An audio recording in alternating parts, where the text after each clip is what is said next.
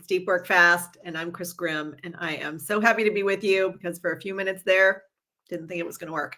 Anyway, today I want to talk about something a little bit different format than usual. I decided, since it is a common occurrence for people to ask me for book recommendations, and I always say the same thing over and over to people, that this week, instead of writing a full blog, I gave you my top 5. They've been the top 5 for a very long time. And I thought I would just take a few minutes today to introduce you to these 5 books. And I hope you pick at least one of them. So here we go. My number 1 book of all time. It has been my number 1 book for about 30 years. Is a book called Man's Search for Meaning. If you are, thanks Heather, Mission Control, she's putting the links to the books in the chat, so you don't have to work that hard. In fact, it's so important of a book, and I give them out all the time to people that right now I don't even have a copy to hold up and do show and tell. So I got the link on my phone from Amazon. Let me tell you a little bit about this book and why I think it's such a great book and why it's my number 1 book. I'm not kidding. In fact, it is a common thing for me to give to people who graduate from college, people who get promoted into the biggest job of their life. And a lot of my coaching clients will know this book. So written by Dr. Viktor Frankl. This man was a psychologist who had the horrible experience of being in a concentration camp, Auschwitz, during World War II. Through that experience, of which he lived to tell about and write this book, he talked about how we as humans can survive the unsurvivable, right? The worst possible experiences. I won't give away what's in that book because I do want you to read it. But the reason I give it to people is because I feel like at some point in our life, maybe more than one time, most of us are saying, isn't there more than this? Or maybe you are in a moment where everything is around you is changing and you don't feel in control of that. Or, the worst is when something really bad happens, and it happens, right? We lose people close to us. Maybe we get fired from our job. Maybe you get sick. I don't wish that on anyone, but because life happens, what I do want is for you to have thinking available to you to survive the unsurvivable or the unthinkable. So this book, Man's Search for Meaning, is an account, Dr. Viktor Frankl's account of how he more than survived, but thrived, if you can, in a concentration camp situation. Afterwards, how he brought that thinking into his practice and into helping other people. A part of this book is used in other programs and books. So you may have heard reference to it before because he did create a model around finding purpose, right? Really, man's search for meaning, man or woman's search for meaning. So man being any of us as a human. So I highly recommend this book. I know some people say to me, why would I want to read a book that sounds depressing? It's not depressing, even though it's real and it's a little heavy in times. It's a short read. It is highly worth it. And I think you will agree with me that the models in there can help you be more resilient, help you think differently, help you learn how to cope and manage yourself through anything. Okay, so the second book that I highly recommend all the time, and I do happen to have multiples here. This is called The Art of Possibility. It's by Rosamund Stone Zander and Ben Zander. They're a husband and wife team. This isn't necessarily a new book. It's been a bestseller multiple times. The idea here about The Art of Possibility is learning how to think differently in any situation about what is possible. So I use this often with leaders and people who need to be change agents or are change agents in their organization. I give it to people who in their life are looking to make change. The ideas in here So first of all, context, Benjamin Zander, the husband, was the conductor of the Boston Philharmonic. So just a little bit of a tidbit that gives this away. Part of what is, I think, powerful about this book is that it really looks at things from very different perspectives than what most of us are used to, right? Conductor of an orchestra, that is a very different way of thinking about people, performance, your own performance, other people's performance. The teamwork of an orchestra is very different than a small group team or a family. So I believe this is expanding in every way. It's expansive, right? It helps you think also maybe with more optimism. And the whole idea of possibility, right, is that there's probably not one answer to any situation, but also each person that you're dealing with, most likely with expansive thinking, can achieve anything. And I know for me, the first time somebody gave this to me, I was compelled by it.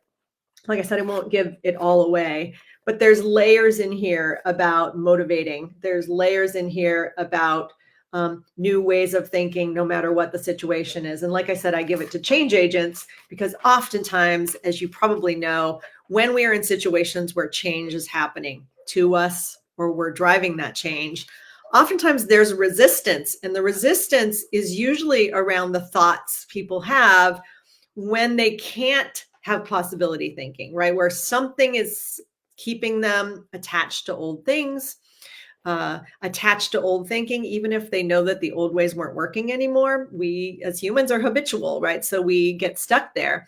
And so without a little help and some new ideas or a jolt with a new way of seeing things, some people can stay stuck and attached to the old for a very, very long time. Like I said, even when they know they need to do something else. So The Art of Possibility, I highly recommend this book. The third book is one that many, many people seem to think is a really tough read. So The Untethered Soul, this is actually the companion, the journal, because I gave away the book, The Untethered Soul, because I give these books to everybody. Anyway, The Untethered Soul is by Michael Singer. So if you are unfamiliar with this book, The Untethered Soul, Michael Singer was a very successful public company CEO. I think he invented, oh my God, what did he invent? I have to just tell you this right now. So he invented, software that transformed the medical practice management industry. And then ran $1 billion company and then a public company. Anyway, super successful, very, very attached at that time to the success metrics that we're all pretty much used to in our lives, right? Money and title and cars and houses and all of those things. Somewhere in that process, he decided that he needed some change. He started feeling empty. I'm not going to tell you his whole story. It's incredibly compelling. For those of you who are on the same track and ambitious and wanting to be the CEO of a public company, or maybe you are the CEO of a public company, or maybe you're just an executive, or maybe you're just you, highly motivated by external measures of success, I would love for you to grab this one. Untethered Soul for some people is a very difficult read. I'm going to just be honest with you right now. I know many people who have started it and stopped it a few times. It will shake you at your core because this guy, you can't really argue with some of the things he's saying because he's not been a monk all of his life or someone living high up on a mountain. Or some guru or, a spiritual teacher, and that's all he's done. Nope. This guy, CEO, public company. So he's lived in the real world and he's tested all of these ideas, including down to the basics, some of the things you've heard me talk about before, calming yourself with meditation and breath work, caring about your soul, not just the external measures of success. Again, I highly recommend this. I've given it to many, many people, and you may be one of those people. Grab it and read it or listen to the Audible. It's fantastic. So Untethered Soul, Michael Singer. Can't recommend it enough. And for those of you who like journals and companions to these things, this is a pretty cool one. There you go. Okay. Book number 4. I am sure somewhere along the line you have heard about Brené Brown.